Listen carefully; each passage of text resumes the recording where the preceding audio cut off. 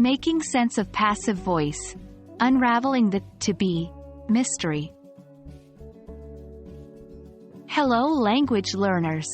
Welcome back to our series on mastering the English language. Today we're going to dive into the fascinating world of the passive voice, focusing particularly on how we use the to be verb to form passive sentences. But first, we need to get a solid grip on the three main components of sentences: subject, verb, and object.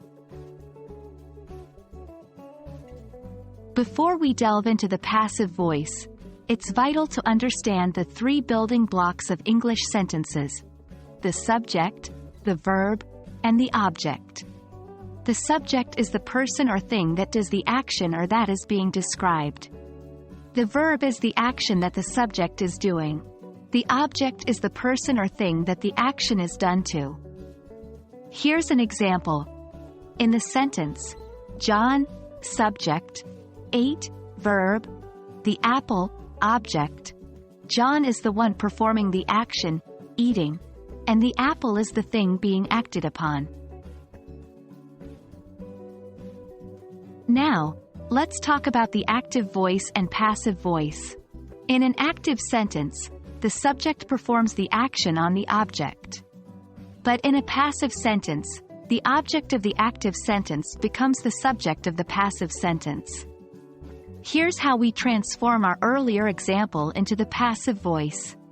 The apple, subject, was eaten, verb, by John, agent. Notice how the verb in the passive sentence is a form of the to be verb, was, followed by the past participle of the original verb, eaten. When we form passive sentences, we use a form of the to be verb appropriate for the tense, followed by the past participle of the action verb. Here are a few examples. Active: she, subject, writes, verb, the letters, object. Passive: the letters, subject, are written, verb, by her, agent.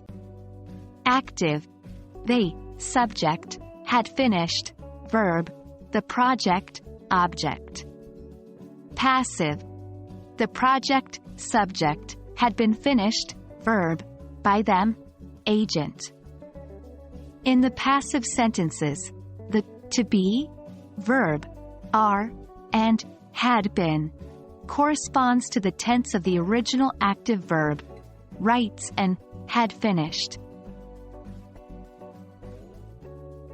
And that's a wrap for today, folks. We've demystified the process of identifying the subject, verb, and object in a sentence and using the to be verb to form passive voice sentences.